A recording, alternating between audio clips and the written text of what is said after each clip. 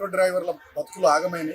గతంలో అధికారంలోకి రావడానికి కాంగ్రెస్ పార్టీ ఎన్నికల మేనిఫెస్టోలో ఆటో డ్రైవర్లకు సంవత్సరానికి 12,000 ఇస్తామని చెప్పి, ఆటో సంక్షేమ బోర్డు ఏర్పాటు చేస్తామని చెప్పి, అదేవిధంగా ఆటో డ్రైవర్ల జీవితాల్లో వెలుగులు నింపుతామని చెప్పి అనేక రకాలైనటువంటి హామీలు ఇచ్చి అధికారంలోకి వచ్చినటువంటి కాంగ్రెస్ ప్రభుత్వం వచ్చిన తర్వాత ఇవాళ ఆటో డ్రైవర్లను పట్టించుకోకుండా ఆ ఫ్రీ బస్ అనేటటువంటి పథకం పెట్టి, సరే ఫ్రీ బస్ మహిళలకు పెట్టిరు, దాని విషయంలో మేమేం అబ్జెక్షన్ చెప్పాం. కానీ ఆటో డ్రైవర్లకు సంక్షేమ బోర్డు ఏర్పాటు చేసి మీరు మాట ఇచ్చినట్టుగా వాళ్లకు సంవత్సరానికి 12,000 రూపాయలు ఇస్తూ, అదేవిధంగా ప్రతి నెల వాళ్ళ ఫైనాన్స్కు కిస్తులు కట్టుకోవడానికి కొంత ఆర్థిక సాయం చేస్తూ వాళ్ళకి అండగా నిలబడాల్సినటువంటి కాంగ్రెస్ ప్రభుత్వం పూర్తిగా దాన్ని విస్మరించడం వల్ల ఇవాళ ఈ 2 సంవత్సరాల కాలంలో 161 మంది ఆటో డ్రైవర్లు బలవన్ మరణాలకు పాల్పడ్డారు.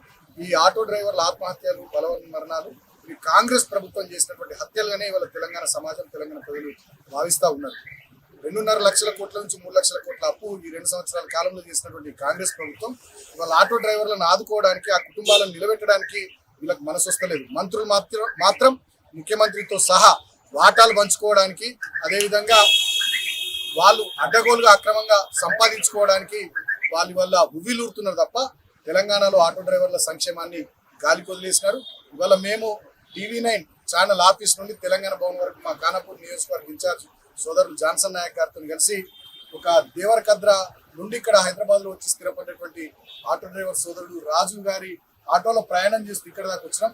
ఇక ఆయన మాట్లాడుతుంటే కన్నీళ్ళు వచ్చుడు ఒకటి తక్కువ ఉన్నది. మాకు అంత పాపం బాధాకరమైనటువంటి పరిస్థితి. 2014 నుంచి 2023 వరకు నెలకు ప్రతి నెల 1,500, 1,600, 1,800 అప్పుడప్పుడు సంపాదిస్తుంటేనేనని ఆయన చెప్తా ఉన్నాడు. ఇవాళ కనీసం 600, 500, 700 కూడా వస్తలేవని చెప్పి ఆయన బాధతో చెప్తా ఉన్నాడు. ఆయనకు ఒక పాప, ఒక బాబు, పిల్లల చదువులకు ఇబ్బంది అవుతుంది. అమ్మా నాన్నకు ఆరోగ్యం బాగాలేకపోతే దవాఖానలకు తీసుకుపోవడానికి ఇబ్బంది అవుతుంది. పూట గడవడం కష్టంగా ఉంది. దుర్మార్గమైనటువంటి పరిస్థితి తీసుకొచ్చిండ్రు. ఆనాడు రాహుల్ గాంధీ వచ్చి ఆటోలో ప్రయాణించిండు, రేవంత్ రెడ్డి ఆటోలో ప్రయాణించిండు. కాంగ్రెస్ వాళ్ళు ఎన్నో మాయమాటలు చెప్తే మేము నమ్మి అవకాశం ఇచ్చి వాళ్ళ మోసపడ్డాం. మళ్ళా కేసీఆర్ రావాలి, కేసీఆర్ వస్తే మా బతుకులు బాగుపడతాయని ఆ సోదరుడు రాజు చెప్తా ఉండే. అంతేకాకుండా ఇప్పుడు వచ్చే జూబ్లీహిల్స్ ఎన్నికల్లో కంపల్సరీ మేము ఆటో డ్రైవర్లమంతా ఈ కాంగ్రెస్ ప్రభుత్వానికి బుద్ధి చెప్తాం, దీన్ని కళ్ళు తెరిపిస్తామని చెప్పి ఆ సోదరుడు మాట్లాడుతూ ఉన్నాడు. ఇప్పటికైనా మేము తెలంగాణ ప్రభుత్వాన్ని డిమాండ్ చేస్తూ ఉన్నాం. ఒకవైపు ఆటో డ్రైవర్లు మరణిస్తూ ఉంటే మీరు సిగ్గు లేకుండా విజయోత్సవాలు చేస్తూ ఉన్నారు. ఇప్పటికైనా దిగి రావాలి, కళ్ళు తెరవాలి. మీ వాటాల పంపకాల మీద, మీ గొడవల మీద, మీ కాంట్రాక్ట్ కమిషన్ల మీద, ఢిల్లీకి పంపే మూటల మీద శ్రద్ధ తక్కువ చేసి బంద్ చేసి తెలంగాణ ప్రజలకు ఇచ్చిన హామీల మీద, ఆటో డ్రైవర్లకు ఇచ్చిన హామీల మీద దృష్టి పెట్టాలి, వాటిని నిలబెట్టుకోవాలి. లేకపోయినట్టయితే జూబ్లీహిల్స్ ఉప ఎన్నికల్లో మీకు చావు దెబ్బ తప్పదని చెప్పి కాంగ్రెస్ ప్రభుత్వాన్ని నేను హెచ్చరిస్తా ఉన్నాను.